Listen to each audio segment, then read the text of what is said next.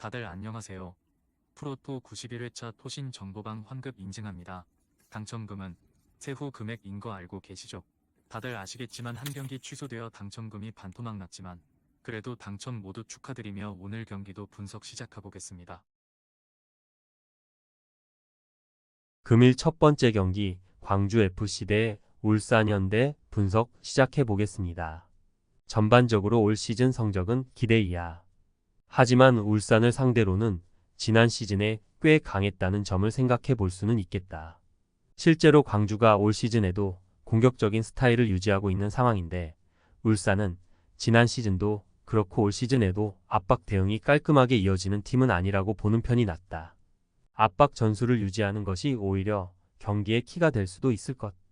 기본적으로 울산이 전반전부터 상대를 박살내는 화력은 좋은 편이다. 하지만 문제는 후반에 생기게 될 가능성도 충분할 것. 수비진의 구성이 30대 선수들 위주라서 울산이 90분까지 에너지 레벨을 유지하는 것이 어려울 가능성도 배제하기는 어렵다. 실제로 김천전에서도 94분에 골을 허용하면서 다 잡은 경기를 무승부로 마치기도 했다. 무승부를 기대하는 것도 가능성이 있다고 본다. 결국 광주가 후반에 승부를 보는 상황에서 울산이 약점을 보여줄 가능성을 배제하기는 어려울 것. 지난 김천전에서도 그랬고 30대 위주의 구성인 울산의 수비진이 에너지 레벨에서 90분 내내 꾸준한 모습을 보여주기는 어려울 수 있다. 금일 두 번째 경기 부천FC 대 안산 그리너스 분석 시작해 보겠습니다. 전반적으로 팀의 아킬레스건이 드러났다는 평. 일단 3골을 기록했지만 여전히 2골 이상을 기록해주는 주포가 없다는 점이 매우 아쉬울 상황이라고 본다. 수비는 기본적으로 닐슨을 필두로 안정적으로 가져가고 있다고 하나 후반전에 급격하게 떨어지는 에너지 레벨에 대한 우려도 없지는 않다고 볼 수 있을 것. 안산이 매우 공격적으로 플레이를 하면서 경기를 주도하는 것을 보여주고는 있다. 하지만 결정력에서 꾸준히 난조를 보이고 있다는 점은 아쉬운 점. 다만 압박을 높은 위치에서 가져가는 것이 수비에서 꽤 지난 시즌보다는 나아진 모습을 보여주게 하는 요소가 되기도 하는 상태. 3골 허용은 지난 이랜드전이 올 시즌 처음이다. 과감하게 간다면 무승부를 픽해도 좋다. 부천도 후반전까지 안정감을 높게 가져가는 모습은 아니었다. 안산도 확실히 압박 라인이 높은 것이 승부에서 도움이 어느 정도는 되고 있는 상황. 물론 결정력에서의 난조가 안산의 승리까지 기대하기는 무리로 보게 하는 요소다. 금일 세 번째 경기 전남 드래곤 대 성남FC 분석 시작해 보겠습니다. 일단 수비 라인을 올리는 상황에서는 늘 수비적인 리스크가 있는 팀으로 생각하는 편이 낫다. 물론 그만큼 공격적인 성과를 지난 경기에서는 낸 모습인데 압박이 강한 팀을 상대로는 박스 안에서 보여주는 퍼포먼스도 일정하다고 보기는 어려운 전력. 발디비아를 후반에 넣어서 상대의 지친 틈을 헤집는 것 정도는 해볼 수 있는 상황이기는 한데 성남도 공수 전환이 빠른 것이 부담이다. 최철우 감독 대행 체제에서는 아주 매력적인 축구를 보여주고 있는 상황이다. 물론 500을 가동하면서 실리를 챙기는 상황에서도 뜻대로 되지 않는 모습은 아쉬울 수 있을 것. 그래도 후이즈가 지난 경기에서도 멀티골로 팀의 승리를 이끄는 등 공격에서는 감독이 기대를 하고 있는 대로 응답력을 보여주고 있다는 점은 긍정적이다. 기본적으로 전남이 라인을 올리는 상황에서 수비 불안은 가지고 있는 상황. 성남이 이제는 얌전한 수비 위주 운영을 하는 편은 아니다. 물론 성남도 500을 극단적으로 형성하는 상황에서도 공간을 내주는 경우는 제법 있다. 금일 네 번째 경기 충남 아산 대 김포FC 분석 시작해 보겠습니다. 김포를 상대로는 매우 약한 모습을 보여주는 편이다. 특히 아산이 김포의 수비진을 돌파하지 못하고 석패하는 양상이 매우 잦은 모습을 보여주고 있다. 아산이 올 시즌에도 상당히 라인을 높이면서 승부를 하고 있기도 한데 골이 하나 들어가더라도 이를 지키지 못하고 경기가 꼬이는 경우가 잦다.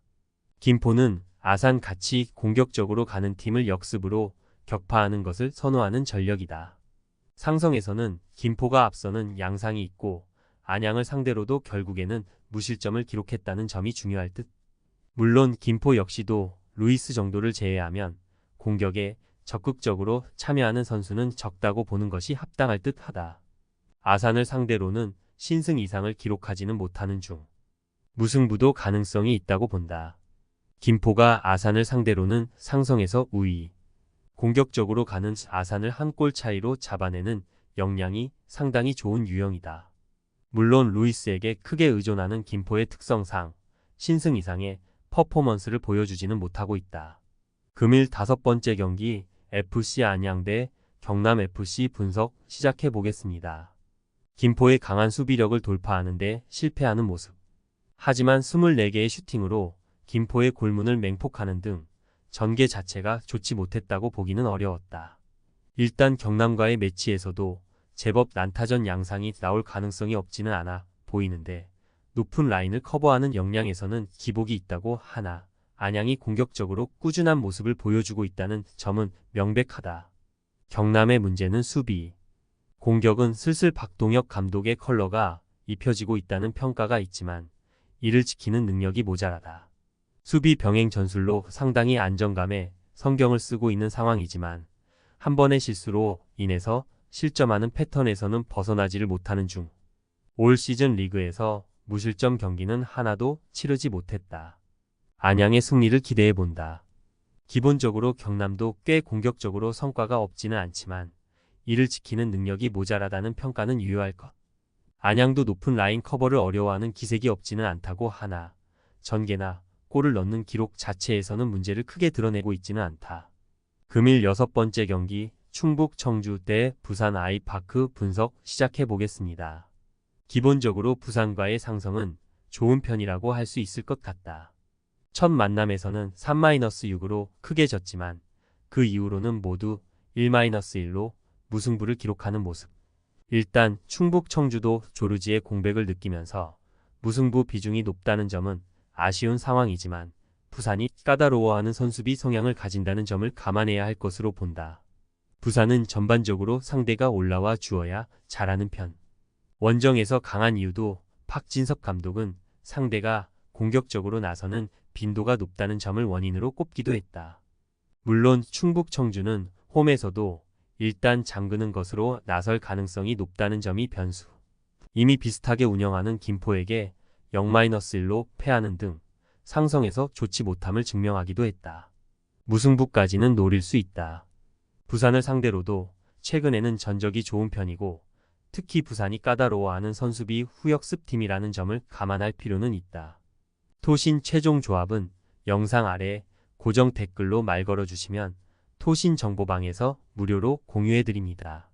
제발 손해보면서 토토하지 말고 다같이 웃으면서 즐겁게 베팅합시다. 함께 하실 분들은 부담 갖지 마시고 편하게 말 걸어주세요.